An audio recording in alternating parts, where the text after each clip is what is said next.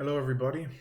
This is Spider Guard Trading, and I'm going to do my recap for the month. I made $19,000 basically this month, which has been my best month so far. And I'm going to be looking at what I did right, what I did wrong, and what I could have done better. So just to recap this month before starting to get into the trades and so on. I post a recap every day. There was just one day that I didn't post a recap this month. So yeah, if you want to see the trades, you can just check it out there. But yeah, so it was my best month. What did I do right? Uh, I think stop loss is number one. Although I really did have a couple of mistakes there. I did give back some profit. Like for example, this day, you see, was super choppy, and I just gave away a lot of money. I was doing well, and then with GME, I just screwed up, got chopped up, and then just yeah, pretty much like not a bloodbath, but pretty much because I really screwed up there. My other losing that this was a real shame again, because I was up, I gave everything away, and I was done for the day. I closed at 10:16, and then I came back and I took this GME trade, and I put in no stop in place, as you can see here, and emotional, and I entered here and I exit all the way here. So those are the couple of things that prevented me from doing more, and made me have like big red days, a couple of them. But all in all, it's been good. I don't proclaim myself as being a good trader. I I'm definitely a profitable trader, at least for the past 5 6 months now. So what I made in the whole month, there's people that made that in one day, 2 days. So I'm not here coming to trying to talk about how good of a trader I am or anything else. No, not at all. First of all, I do it for myself. I do this recap for myself because that's how I see. I like talking. I guess talking about it. It registers better with me. So, um, yeah, I'm just looking at what I'm doing right, and obviously I'm doing some things right, and how I can improve from there. So that's pretty much that's pretty much it. So, pardon me. The first week of March was my best week ever. I made like $6,900. I had a really good one, and I had a really good day on Friday. So let's just take a look at that. But even then, before that, so before I look into the trades and so on, it seems like I'm really developing a system, right? It seems like I'm getting used to having a system now, and obviously it's not 1,000% system. I can work around the system, but I'm taking like really concrete trades. Like before I would be all over the place, and I would take trades that didn't make too much sense to me, or that made sense to me at the time, but they weren't really good trades. And look, my winning rate is 50%. So I still half of my trades end up in losers. But when I win bigger, and that's what it's all about. It's about having your winning trades bigger than your losses. There's certain people that make millions and have a 20% they have a 20% win rate. So as you can see here, my win rate is 51.4%. That's right in line. Profit factor 162, which is not the best. It's good, but it's not great. I can do better. And you can see here my average winning trade, my average losing trade. It's not great. My average losing trade. So that's again going to have to be my main focus moving on. It's my average losing trade. So yeah, what are the setups that have been working for me a lot? Well, daily open, man. Daily open setup has been a great setup for me. The daily open is such an important level that it's very hard to ignore, because this is more or less going to dictate where the stock is going to, is it going to move above the daily open, or is it going to move below the daily open? And from there, there's a lot of trading opportunities, right? So, for example, yesterday, QS or NIO, for example, they did gap down yesterday, but as you can see here, okay, 1 minute opening reach breakout, and then it couldn't hold. And then look, it bounces off of the daily open, and so on. And if whoever's new to the channel and to the videos, you may be asking, like, what are all these lines that are already there? And, they are called the Camarilla pivot points. As you can see here, I have the Camarilla pivot points. And it's just a big help. And it's given structure to my trades because, at least for my personality, I like having things kind of in a way. I like having, I like knowing what are the most probable scenarios where the stock is going to be, So Camarilla pivot points always gives you that, for the most part, always gives you, especially with mid cap stocks, with penny stocks or whatever, it's very tough because they're always above the Camarilla pivot points, right? So it's not that influential, but in mid cap stocks, it's super important. But if you want to know more or less where the stock is going to move in the day, Camarilla pivot points are really going to help with that. So you're saying IO, kind of like QS, it was above R5, which is all the levels of resistance, and it ended up trading towards R5 and R4, and can at the end like ended up in the R's. So in the R levels, like for example, Riot, one of my main setups is an R3 to R4.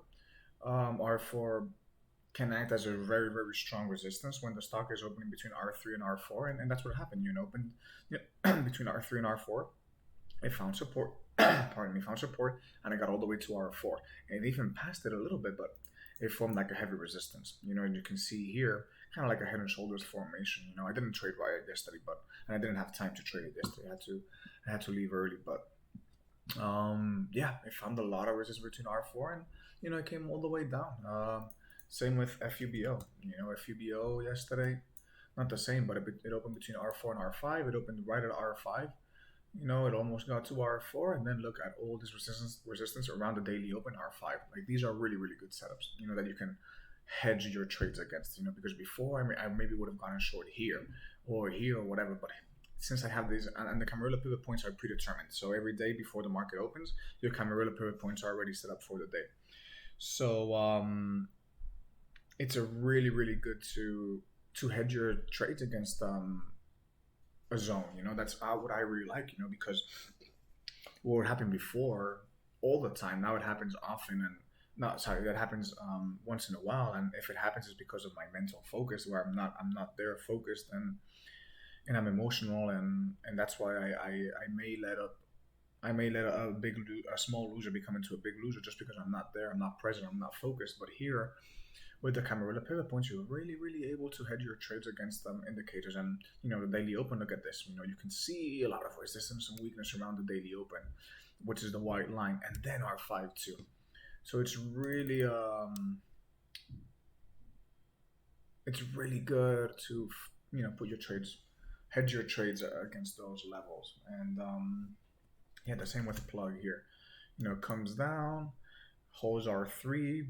There's resistance around R4, but it breaks it, and it holds a little bit, and then it comes down, and whatever the move was that it did for the day. But it really gives you structure, Camarilla pivot points. So if I go back to, let's see, to my best day, what did I do my best day this month so far? Okay, so I traded Riot first. Let's see if I can make this smaller, and then I'm gonna do this so I can have my execution 0-2. We can take a look at this. Okay, so my first trade in Riot this day was the 5th of March. So let's go to the 5th of March. Let's do custom. March 5th.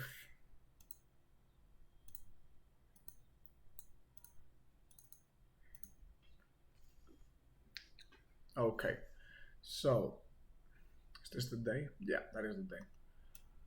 Okay, so what is it that I was looking for over here? So I think I was looking for a breakout, right? I went small share size. I went only 600 shares because first of all, it was early. There was no real setup, and then I really wasn't too sure about it. It was in the L's, the R's are here.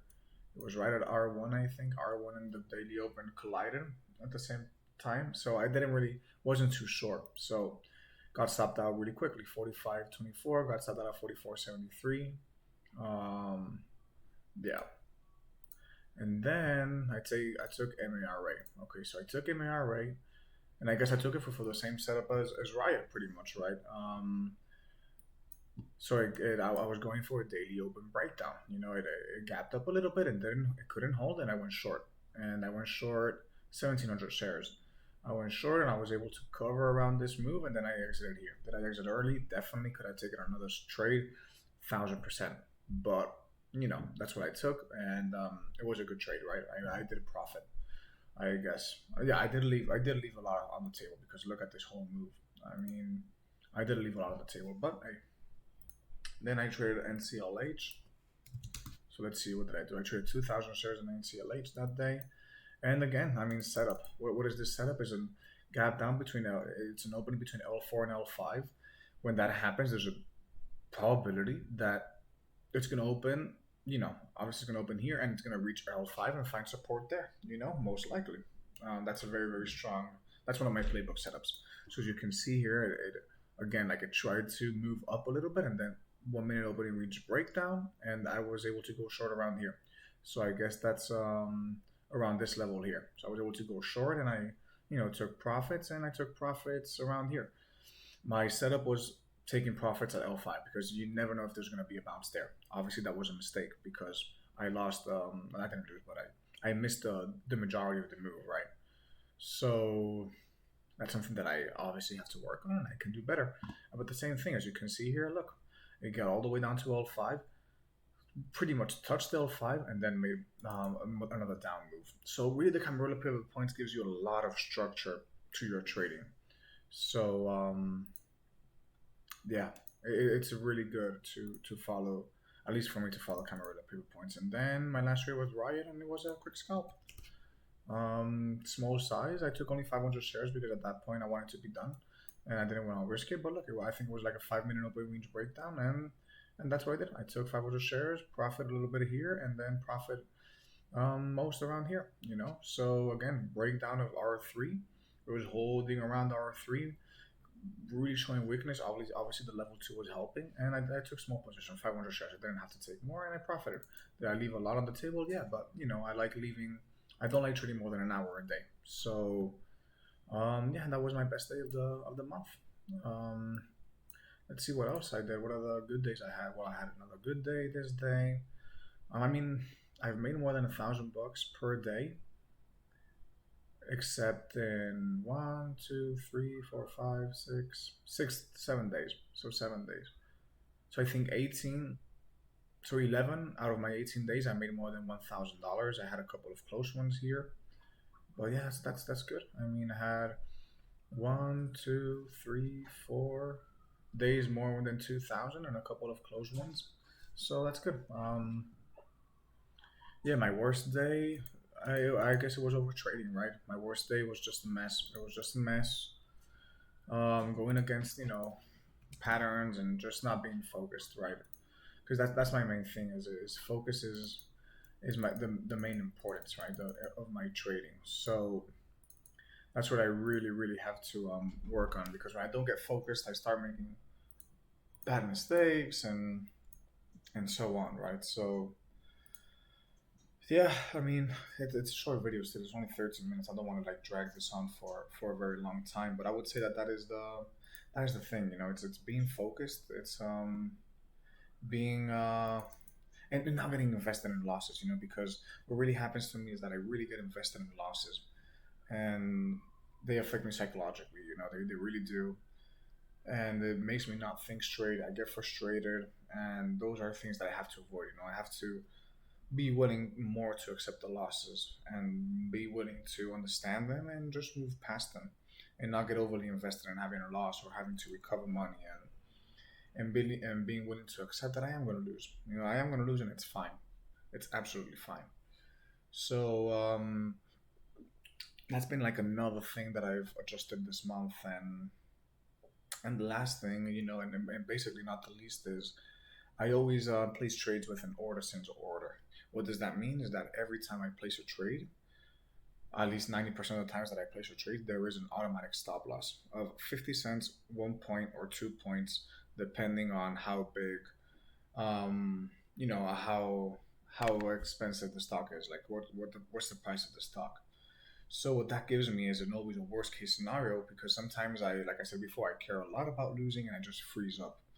And what happens then is that a $500 loss that was supposed to be a $500 loss turns into a $2,000 loss, just because I didn't have a stop loss and I didn't want to stop myself from losing more money. So for me, that's what it works. Other people can just execute it really quickly and get out, and many times I can't do it. The problem is those two, three, four, 6 times a month where I don't do it, and it boils up, and it can really affect my trading, and can really push me back a lot. And that's happened not only this month but last month. It's kind of like being a constant, and yeah, you see, like I was up, and then I gave back $2,200 out of nowhere, when it was absolutely unnecessary. You know, here, here, no, this was just one of those red days. And then here, I just had a terrible day, and I couldn't even trade anymore. So, yeah, whatever. Um, yeah, right now I'm on a 7 winning streak. But yeah, order since order, man, because it's always good to have a protection. And what I've been doing is, and this is where I have to improve, because sometimes my risk should be 30 cents or 20 cents, but the fact that I have an automatic stop loss there gives makes me like a little bit complacent and lazy, and I let a trade one against me all the way, and I lose those 50 cents when it's unnecessary. So let's just see. This happened the other day. Not this day, but I think it happened not this day either.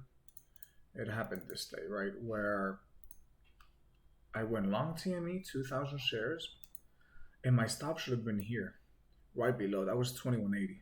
But since I had the 50 cent stop loss, I got in and I let it go all the way there. So that made me lose 40 cents pretty much, 30 cents. That's a 600 to $800 more than what I should have lost. Just for the fact that I feel protected, that if anything happens, there's going to be that stop loss in place. And that is a good thing, but it also has its drawdowns, in that sense where I get complacent. I'm like, okay, I'm going to lose. If I'm going to lose, I'm going to lose. 50 cents, that's my max loss, whatever. And that's a mistake. If I'm seeing a trade that is not working, and I was seeing, as soon as I got in, going for the breakout, I was seeing that the 22 was not breaking. I could see the weakness in the level 2, and I still did not decide to exit, and let it go all the way against me. So those are kind of like the things that I have to improve, is being able to execute to get out of the trade sooner, and a thing that I'm doing is just entering the trade, going to my other screen, and to my broker screen that is TradeStation, and moving the stop loss on the chart, moving it so I can get stopped out whenever I think it is, and not with a fixed fixed like points, stop loss, more where it's technical. So what is it that I'm looking forward to the next month? I mean, yeah, this month, next month. So I want to size up a little bit. I think I'm coming into my own as a trader. I'm, getting into right setups. Obviously, I am going to lose money, no doubt. I'm not saying here that I'm great or anything, but I am coming into a zone where I am taking good setups. And look, even though I lost, I had 4 losing trades, I had 1 winning trade. So that's what I'm talking about. It's so important to just, whenever you have a winning trade, let it run. So um yeah, I want to size up a little bit, but I have to do it responsibly. I have to be able to execute my stop losses, as I've been talking about, like place them where they should be, place them really quickly. And if I can't do that, my winners are going to keep being bigger, because I'm trading simple setups. Really, I'm trading simple setups that work for me, and over time they have been proven to me that they work. So yeah, that's pretty much it. If anybody has any questions, please feel free to ask. Am I gonna start saying like and subscribe? Yeah, fuck it. Maybe I do. If anybody enjoys the video, just yeah, why not give it a like? Show some love to your boy here. Again, I do this for myself, obviously, but if anybody can benefit from it, um, yeah, I would be happy with that, right? So yeah, hope you have a good weekend, everybody, and I'll post a recap on Monday, as usual. Okay, bye.